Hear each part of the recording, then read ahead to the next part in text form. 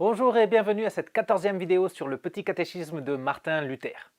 Comment l'être humain s'est-il séparé de Dieu? Quelles sont les conséquences de cette séparation? Et comment Dieu a-t-il agi pour y remédier? Eh bien, allons voir ce que disent les vérités fondamentales de la Bible.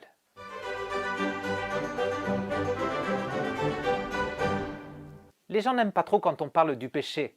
Pour certains, le péché fait partie d'une époque révolue, loin dans le passé, et ils pensent qu'il ne faudrait plus en parler.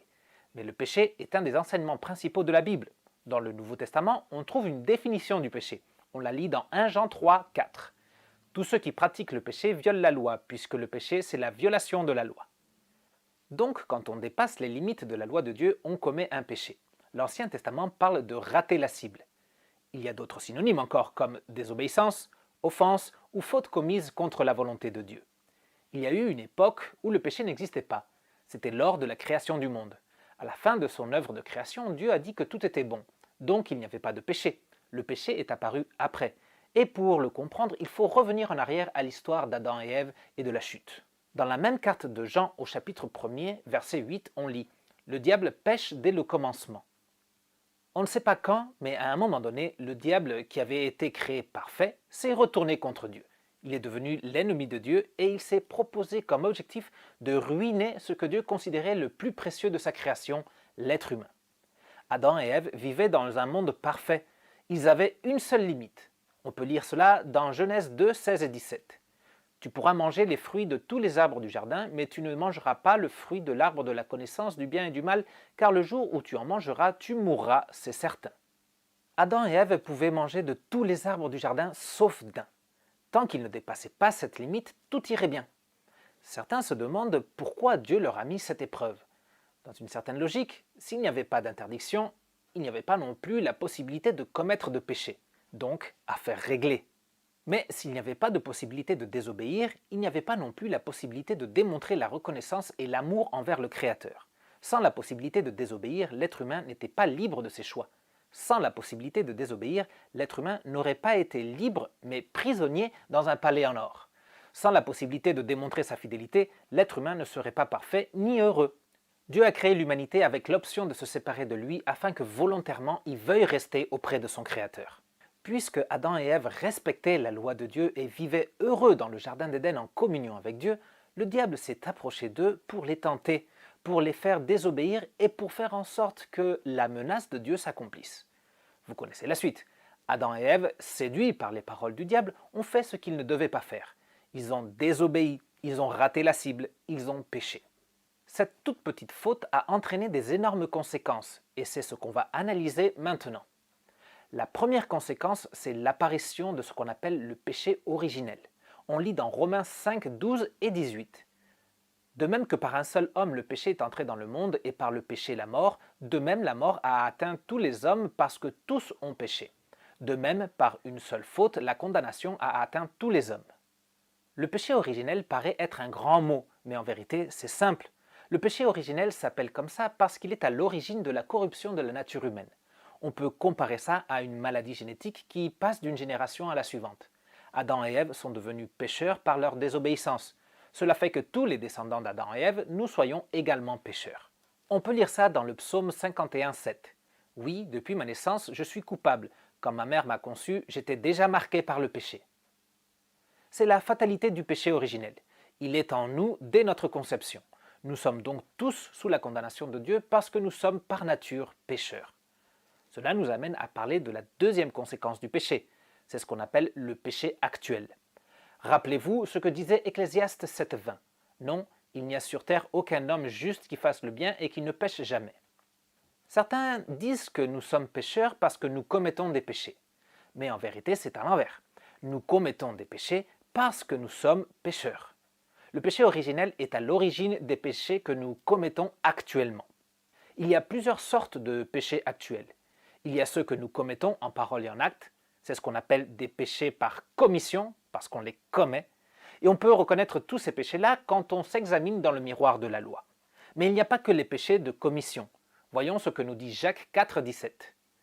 Si donc quelqu'un sait faire ce qui est bien et ne le fait pas, il commet un péché. Quand on ne fait pas le bien qu'on pourrait faire, ça s'appelle un péché par omission. Souvenez-vous de la parabole du bon samaritain et comment les deux personnes qui sont passées avant le samaritain ne sont pas venues en aide à celui qui était à moitié mort sur le chemin. En ne faisant rien, ils ont péché par omission. Mais dans les péchés actuels, il n'y a pas que ce qu'on fait ou ce qu'on omet de faire. Lisons le psaume 19:13. Qui discerne ces erreurs? Pardonne-moi celles que j'ignore. Parfois, on commet des erreurs sans s'en rendre compte ou sans faire exprès. Mais même si ce n'est pas fait exprès, dépasser les limites de la loi de Dieu, ça reste un péché. Il en va de même pour les pensées et les désirs qui apparaissent en nous sans qu'on l'ait voulu. Si ce sont des pensées et des désirs qui sont contraires à la loi de Dieu, ce sont des péchés. Mais ce n'est pas tout. On parle de 3 différentes morts ou séparations qui sont conséquences du péché. Lisons de nouveau Romains 6:23. Le salaire du péché, c'est la mort. La première conséquence du péché, c'est la mort physique. Comme on l'a lu dans Genèse chapitre 2, la mise en garde de Dieu dans le jardin d'Éden disait que si Adam et Ève mangeaient le fruit interdit, ils mourraient. Donc la mort physique est une conséquence directe du péché. Dans un monde sans péché, il n'y aurait pas de mort physique. Mais il y a une deuxième mort qui est conséquence du péché. Nous lisons dans Romains 3:23. Tous ont péché et sont privés de la gloire de Dieu. La mort physique, c'est la séparation de l'âme d'avec le corps. La mort spirituelle, c'est la séparation de l'homme d'avec Dieu. À cause du péché originel, l'être humain est devenu ennemi de Dieu. Il n'est plus en communion avec lui comme il était dans le jardin d'Éden. L'être humain est mort spirituellement et il ne peut rien faire pour s'approcher de Dieu. Cela nous amène à parler de la 3e mort dont parle la Bible. On lit dans 2 Thessaloniciens 1:9. Ils auront pour peine une ruine éternelle, loin de la présence du Seigneur et de la gloire de sa force. À cause du péché, l'être humain mérite l'enfer. L'enfer, c'est la séparation éternelle de la présence de Dieu. C'est la conséquence éternelle d'être séparé de Dieu à cause du péché. Cette mort est la plus terrible des 3. Après avoir vu ce qu'enseigne la Bible sur le péché et ses conséquences, on comprend pourquoi certaines personnes ne veulent pas parler du péché. Il semble qu'il n'y ait rien de bon dans tout ça. Mais la solution, ce n'est pas de ne plus parler du péché, mais de ne pas s'arrêter sur l'enseignement du péché et d'aller chercher la réponse à une autre question fondamentale. Que fait Dieu pour remédier au problème du péché? Lisons 1 Timothée 2, 4-6. Dieu désire que tous les hommes soient sauvés et parviennent à la connaissance de la vérité. En effet, il y a un seul Dieu, et il y a aussi un seul médiateur entre Dieu et les hommes, un homme, Jésus-Christ, qui s'est donné lui-même en rançon pour tous. Dieu nous révèle la vérité sur le péché et ses conséquences, mais surtout, il nous dit qu'il veut nous sauver du péché et ses conséquences. Dieu ne veut pas être séparé de nous. Il ne nous veut pas en enfer. L'enfer, c'est l'endroit préparé pour le diable et les démons. Dieu veut pour nous un destin meilleur, être avec lui pour l'éternité. Et pour que ce destin soit possible, il s'est fait homme et il a donné sa vie en rançon pour tous. Nous verrons dans d'autres vidéos tout à propos de l'œuvre du Christ.